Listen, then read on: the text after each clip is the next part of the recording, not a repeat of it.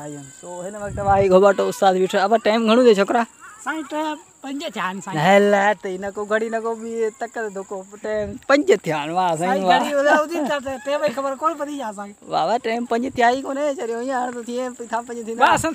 जो सिंधी माण्हू जेके न असा की खबर पईजी न छो नारे में बैठो सुजे की खबर पईजी दिया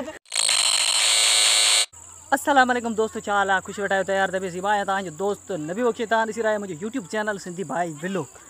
सो दोस्तों अज मुझे पेरू सिंधी व्लॉग है इंशाल्लाह अगते मां जो सो हिन चैनल ते सिंधी व्लॉग ठाण शुरू करे छड्या न जेके तां मुझे व्लॉग दिसना सो सिंधी में हुंदो त सिंधी असांजी प्यारी ज़बान है असां पाण सिंधी जा आहियूं सो मूं सोचियो तो सिंधी में व्लॉग सिंधी में छो न ठाहियूं सो हिन वक्त भाई घोबाटो उस्ताद बीठो अब टाइम घणो दे छोकरा साईं टाइम 5 थियान साईं हला त इनको घड़ी नको भी तक दोको टाइम 5 थियान वाह साईं वाह घड़ी उदी त ते भाई खबर कोन पदी जा साईं बाबा टाइम 5 थिया ही कोने चरियो यार तो थिए था 5 थी बा असन जो सिंधी माण्हू जेके न असा की खबर पईजी न छो नारे में बैठो सुजे की खबर पईजी दिया टाइम केतरो थियो हां ठीक है बाबा जान गंदी जम थी और अल्लाह खैर को ना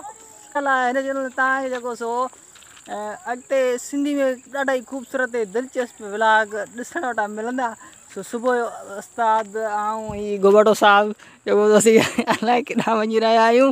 त हिते कंदासीं व्लॉग एंड अॻिते असांखे वरी टिकटॉक लाइ फनी वीडियो बि ठाहिणी आहे ही जेके बि संगत सॼी हिते बीठी सभु वीडियो इंतज़ार में सो